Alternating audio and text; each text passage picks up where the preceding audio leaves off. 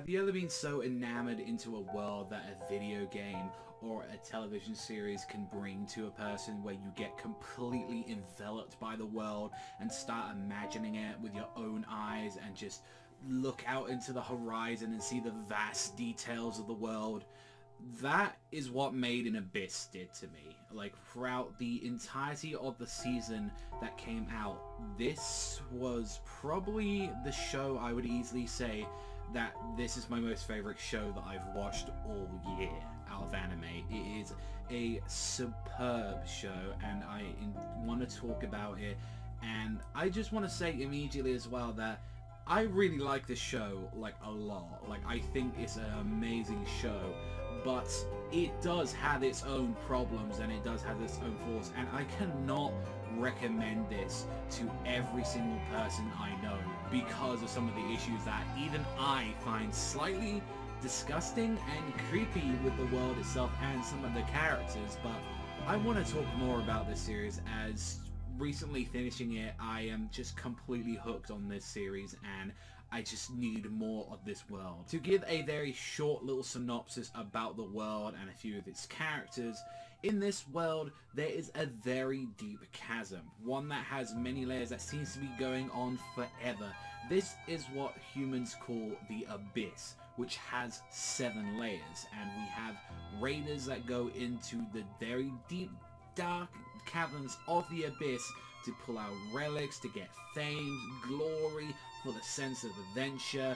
And you can see what immediately when we look at just the size of the entrance of the Abyss itself is this massive gap in the world, and people from all over want to buy rare trinkets that they find out here, some of the rare exotic animals that you get out of this place.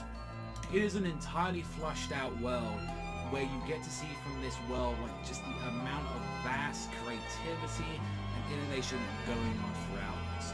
And the best way to describe it is like the game franchise Monster Hunter, where it has this very vast amount of plants, like eco-life, fish, like birds. Like, you get every single shot of this show when they get to pan into some of the monster designs, when we get to have a look at some of like just the forest and the just weird, bizarre like world itself. It is absolutely breathtaking, and it is the absolute strongest part of this show, bar none, is how this animation team brought this to life. And thus we have our main character, Riko, who is a young orphaned girl who has dreams and aspirations to become one of these raiders, to actually become great and find glory, as it's something that she's always been enamored in, especially with her mother, Liza, being a white whistle, one of the few very legendary like raiders that pull out some of the rarest and greatest trinkets of all. And without going too much into how they find this character, she eventually happens to find a very weird mechanical boy known as Reg, who has giant grappling hooks for arms and has no memory at all.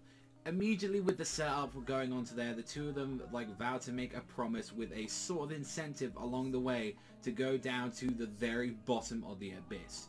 One thing that you have to know about the Abyss though is that there is some sort of curse, some sort of folklore that people have when they go into the Abyss. See, going down on each layer of the Abyss is extremely difficult, mainly as it takes an extreme amount of like pressure and actually affects the human body and psyche in very different like mysterious ways. The first real level doesn't affect you that much, apart from a bit of dizziness, exhaustion, nausea, like throwing up.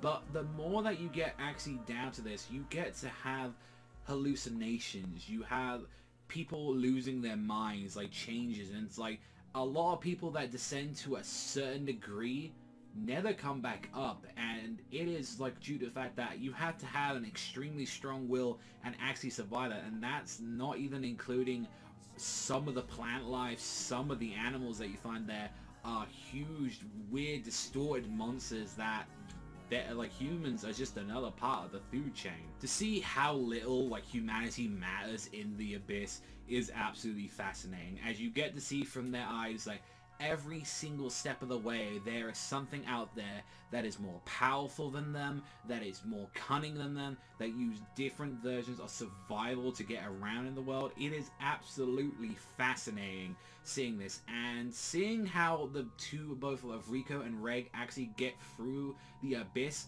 is fascinating, as both of them have extreme weaknesses. Rico, although being a very highly positive girl and actually knowing quite a bit of information about the abyss, unfortunately is extremely weak. She, at the start and all that, seems to not really have that much strength, and has the issue as well of actually kind of getting a little bit too ahead of herself and thinking that she can pull off some of these tasks. Especially later on, she has been easily shown to be very fooled by certain things, and also as well has been able to lose her cool on such occasions.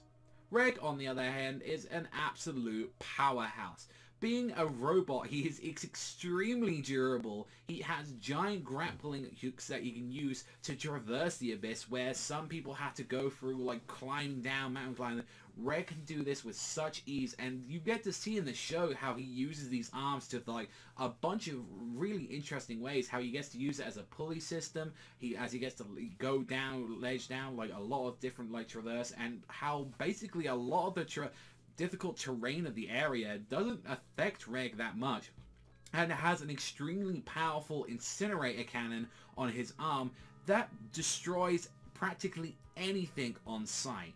However, though, Reg does have a few issues as well, being the fact that he tends to lose his cool very quickly. He gets to actually lose his composure. He is afraid, he is scared a lot of the time, and whenever he uses this cannon, although being indestructible, he has the issue of if he actually uses this cannon thing, he will pass out for at least 2 hours, so he won't be able to protect Rico. There's a lot of things that I've been skimming around with the two of these characters, but generally how the two of these characters develop and go throughout the abyss, meeting some of its very unique characters and meeting a bunch of the monsters, and seeing how they're learning to survive and adapt to their surroundings is absolutely fascinating from what we get to see in the 12 episodes. There are other characters you meet along the way as well, especially I think Oren is one of my favorite characters being introduced in the series, and mainly a lot of the white whistles that we kind of get introduced into the show, and some of the others are absolutely fascinating, and seeing their perspective of what they truly want to get from the abyss. And it's not only Rico and Reg's journey, but we actually do get to see glimpses of what it was when her mother was going down through the abyss, which some of the bits that we got to see with Liza was absolutely fascinating, and just seeing her own perspective of things, where it's normally this endless goal, but you can relate a little bit to some of the stuff that Liza has. It's absolutely fascinating. This show, though, it goes incredibly dark a lot of the time. You do see blood, you do see things getting incinerated and squashed, and there are some incredibly very dark moments in this series. So if you're squeamish, or if you are all that do not want to see blood or seeing characters in incredible pain and suffering, I cannot recommend this show for you. You will see things that even myself and all that, I've seen some pretty grotesque stuff in the show, and I've seen some stuff that's actually painful, but how some of these voice actors deliver it, it is absolutely amazing how they deliver with just the vast amount of pain or suffering that some of these characters are going for. And thus, with getting into this, I think I want to talk about my main issues with this show. Mainly, one of the facts is that it's 13 episodes. Although with these 13 episodes, they use just a gorgeous amount of animation budget and all the stuff that goes into these episodes, and some great characters along the way. There are some bits where it felt a little bit kind of iffy at the story point. Mainly was during the training arc. I felt like they should have focused a little bit more on that, as they kind of really skimmed through the training a little bit, where they had to survive for a little bit for 10 days, which was kind of an issue where it's oh, they just gone through, and we didn't really get to see too much of the fruits of their training. It's just oh, we're suddenly better now, which I kind of wanted to see a little bit a little bit more detail.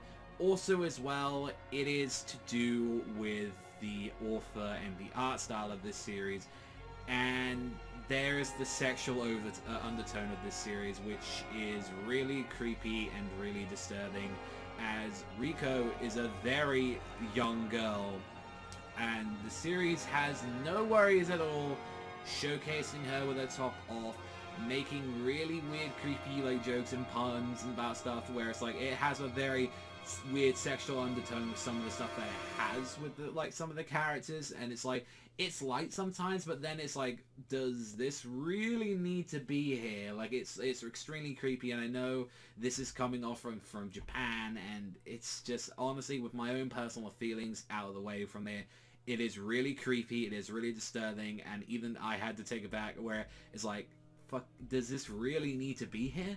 Does this actually need... It actually took me away from the story where I had to go, ugh. Like, I had to, like, shudder in just, like, slight disgust with some of it. And it's a shame because it affects some of these characters to me, and I actually generally love a huge amount of this cast. I think one of the final things as well, which is being remedied, but especially that the way how this series ends doesn't have a very good... Oh, it just ends kind of nicely. There isn't no anime original ending. There isn't anywhere where it's like, this seems like a good stopping off. It just kind of stops, which is the best way, where it's like, oh, there is being like alleviated with a second season just recently being announced of the series, which is, you know, fantastic news. And I've heard future events is actually just even better than the stuff that we've got. So I'm extremely excited to look for that when the second season comes out, and especially with the manga as well. But it is still kind of a little bit annoying where it's like, you want to continue seeing like the adventures of Riko and Reg and the Nashi and all these characters. Guess you're gonna have to wait until season 2. I feel like it would have been nice if they had a little bit more of a, I don't know, like just the ending. I felt like if it like closed off in a little better way, even if they added a couple of scenes to it. But even with those issues, especially with the last one I mentioned as well, it is still overall a fantastic show. As I mentioned, this is one of the best shows I've seen this year. Like, it is a fantastic anime, which, albeit with the few issues that I had in mind, there are tear-jerking moments where I actually had to bite my lip a little bit when I saw some of these moments, because they are extremely sad and emotional. Like, that, regardless of the issues that I personally have with this show, I feel like it shouldn't really take away from other people's enjoyments from it. Whilst this is not the best ever show, like, you will ever see, oh my god, need to see right away, I personally think this is something that people do need to see. Like, I generally think this is a show I would recommend a lot of people to watch. But with its issues, I will not be surprised if people cannot get into it. But also as well, just make sure that you have a strong stomach for some of these scenes, especially because they could be pretty messed up with it. And just overall, this is an amazing show. It's very hard to talk about without getting more into spoilers with this with the franchise itself.